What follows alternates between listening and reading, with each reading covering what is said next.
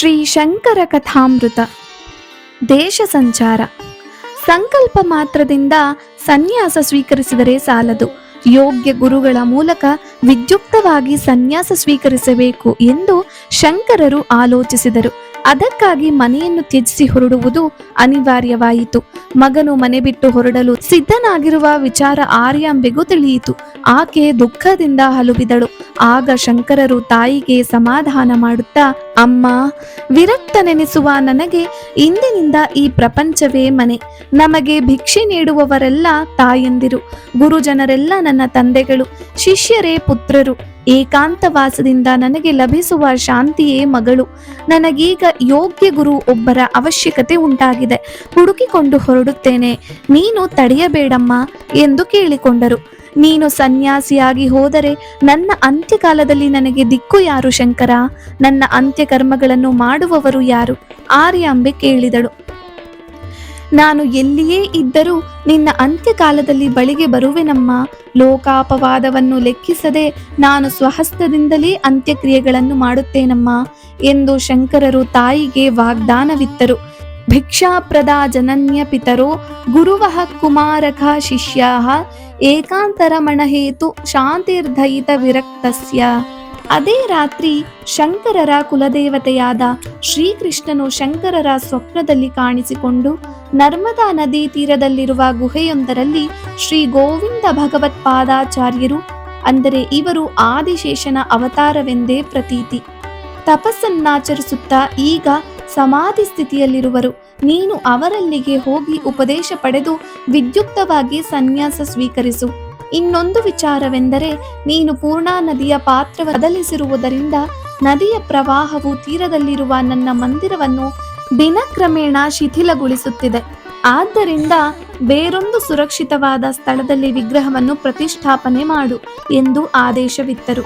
ಕುಲದೇವತೆಯ ಆಜ್ಞಾನುಸಾರವಾಗಿ ಶಂಕರರು ನದಿ ತೀರದ ಮಂದಿರದಲ್ಲಿದ್ದ ವಿಗ್ರಹವನ್ನು ಬೇರೊಂದು ಸುರಕ್ಷಿತ ಸ್ಥಳದಲ್ಲಿ ಪ್ರತಿಷ್ಠೆ ಮಾಡಿದರು. ಆ ಕಾರ್ಯ ಮುಗಿದ ಮೇಲೆ ತಮ್ಮ ಆಸ್ತಿ ಪಾಸ್ತಿಗಳೆಲ್ಲವನ್ನೂ ಆಪ್ತರೆನಿಸಿದ್ದ ಬಂಧುಗಳ ವಶಕ್ಕೊಪ್ಪಿಸಿ ತಾಯಿಯ ರಕ್ಷಣಾ ಜವಾಬ್ದಾರಿಯನ್ನು ಅವರಿಗೆ ವಹಿಸಿಕೊಟ್ಟು ಗುರುಗಳನ್ನು ಅರಿಸುತ್ತಾ ಹೊರಟು ಬಿಟ್ಟರು. ಕಾಲಟಿಯಿಂದ ಹೊರಟ ಶಂಕರರು ಉತ್ತರದ ಕಡೆಗೆ ಪ್ರಯಾಣ ಬೆಳೆಸುತ್ತಾ ಮಹಿಷಮಂಡಲ, ಅಂದರೆ ಈಗಿನ ಮೈಸೂರನ್ನು ದಾಟಿ ಸಹ್ಯಾದ್ರಿ ಪರ್ವತಗಳತ್ತ ಸಾಗಿದರು. ಬೇಸಿಗೆಯ ಬಿಸಿಲು ರಣಗುಡುತ್ತಿತ್ತು. ಶಂಕರರು ಮಲೆನಾಡಿನ ಆ ಕಾಡು ಮೇಡುಗಳನ್ನು ದಾಟುತ್ತಾ ನಡೆದೇ ಇದ್ದರು.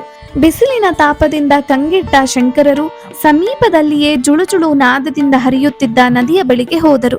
ದಡದಲ್ಲಿದ್ದ ವೃಕ್ಷವೊಂದರ ನೆರಳಲ್ಲಿ ವಿಶ್ರಮಿಸಿಕೊಳ್ಳಲೆಂದೇ ಕುಳಿತುಕೊಂಡರು. ಆಗ ಅವರು ಕಂಡ ಒಂದು ದೃಶ್ಯ ಅದೆಂತಹ ಅಚ್ಚರಿ! ಬಿಸಿಲಿನ ಬೇಗೆ ತಡೆಯಲಾರದೆ ಕೂತಿತ್ತು ಕಪ್ಪೆಯೊಂದು. ಆ ಕಪ್ಪೆಯನ್ನು ನೋಡುತ್ತಿದ್ದಂತೆಯೇ ಸರ್ಪ ಒಂದು ಬಂದು ತನ್ನ ಹೆಡೆಯನ್ನು ಬಿಚ್ಚಿ ಆ ಕಪ್ಪೆಯ ಮೇಲೆ ಹಿಡಿದು ಕಪ್ಪೆಗೆ ನೆರಳನ್ನುಂಟು ಮಾಡಿತು. ಶಾಂತಿಯ ಕುರುಹಾದ ಆ ದೃಶ್ಯವನ್ನು ಕಂಡ ಶಂಕರರಿಗೆ ಆದ ಆಶ್ಚರ್ಯ ಅಷ್ಟಿಷ್ಟಲ್ಲ. ಕಪ್ಪೆ ಸರ್ಪಗಳು ಸ್ವಾಭಾವಿಕವಾಗಿರಬೇಕಾದ ತಮ್ಮ ಬದ್ಧ ವೈರವನ್ನು ಬಿಟ್ಟು ಇಷ್ಟು ಸ್ನೇಹದಿಂದಿರಬೇಕಾದರೆ ಈ ಕ್ಷೇತ್ರದ ಮಹಿಮೆಯೇ ಕಾರಣವಾಗಿರಬೇಕು ಎಂದುಕೊಂಡರು. ಸ್ವಲ್ಪ ಹೊತ್ತು ವಿಶ್ರಮಿಸಿಕೊಂಡ ನಂತರ ಸಮೀಪದಲ್ಲಿಯೇ ಇದ್ದ ಪರ್ವತವನ್ನು ಏರಿ ಮುಂದೆ ಪಯಣ ಬೆಳೆಸಲು ಆಲೋಚಿಸಿದರು. ಪರ್ವತವನ್ನು ಏರಿದೊಡನೆಯೇ ಪರ್ಣಶಾಲೆಯೊಂದು ಕಾಣಿಸಿತು. ಅದರೊಳಗೆ ತಪಸ್ಸಿನಲ್ಲಿ ನಿರತನಾಗಿದ್ದ ಓರ್ವ ಮುನಿ ತಾವು ಕಂಡ ದೃಶ್ಯದ ಹಾಗೂ ಆ ಸ್ಥಳದ ಬಗ್ಗೆ ಹೆಚ್ಚಿನ ವಿವರಗಳನ್ನು ತಿಳಿಯಲು ಅಪೇಕ್ಷಿಸಿ ಶಂಕರರು ಆ ಮುನಿಯನ್ನೇ ಕೇಳಿದರು. ಆಗ ಆ ಮುನಿ ಈ ರೀತಿ ಹೇಳಿದರು. ಕಶ್ಯಪ ಮಹರ್ಷಿಗಳ ಪುತ್ರರಾದ ವಿಭಾಂಡಕ ಮಹರ್ಷಿಗಳ ಪುತ್ರರೇ ಈ ಋಷ್ಯಶೃಂಗ ಮುನಿಗಳು. ಆ ಋಷ್ಯಶೃಂಗ ಮುನಿಗಳು ಜನಿಸಿದ್ದು ಈ ಕ್ಷೇತ್ರದಲ್ಲಿಯೇ. ಋಷ್ಯಶೃಂಗರಿಗೆ ಅವರು ಹುಟ್ಟಿದಾಗ ನೆತ್ತಿಯ ಮೇಲೆ ಶೃಂಗ, ಅಂದರೆ ಕೊಂಬು ಇದ್ದಿದ್ದರಿಂದ ಅವರ ಹೆಸರು ಋಷ್ಯಶೃಂಗರೆಂದು ಆದದ್ದಲ್ಲದೆ ಅವರು ಜನ್ಮ ತಾಳಿದ ಈ ಕ್ಷೇತ್ರಕ್ಕೂ ಶೃಂಗಗಿರಿ, ಅಂದರೆ ಶೃಂಗೇರಿ ಎಂದೇ ಹೆಸರಾಯಿತು. ಈ ಪವಿತ್ರ ಕ್ಷೇತ್ರದಲ್ಲಿ ಹರಿಯುತ್ತಿರುವ ಆ ನದಿಯೇ ಪವಿತ್ರವಾದ ತುಂಗಾ ನದಿ.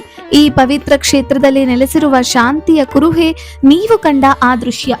ಮುನಿಯು ಹೇಳಿದ ವಿವರಗಳನ್ನು ತಿಳಿದು ಶಂಕರರಿಗೆ ಅತ್ಯಾನಂದವಾಯಿತು. ಆ ಕ್ಷೇತ್ರದ ಮಹಿಮೆಯನ್ನು ಮನದಲ್ಲೇ ಕೊಂಡಾಡುತ್ತಾ ಮುಂದೆ ಮಠ ಸ್ಥಾಪನೆ ಮಾಡುವುದೇ ಆದರೆ ಈ ಪವಿತ್ರ ಕ್ಷೇತ್ರದಲ್ಲಿಯೇ ಸ್ಥಾಪಿಸುವೆನೆಂದು ಸಂಕಲ್ಪಿಸಿದರು. ಮುಂದೆ ಉತ್ತರ ದಿಕ್ಕಿನಲ್ಲಿ ಅವರ ಪ್ರಯಾಣ ಮುಂದುವರಿಯಿತು.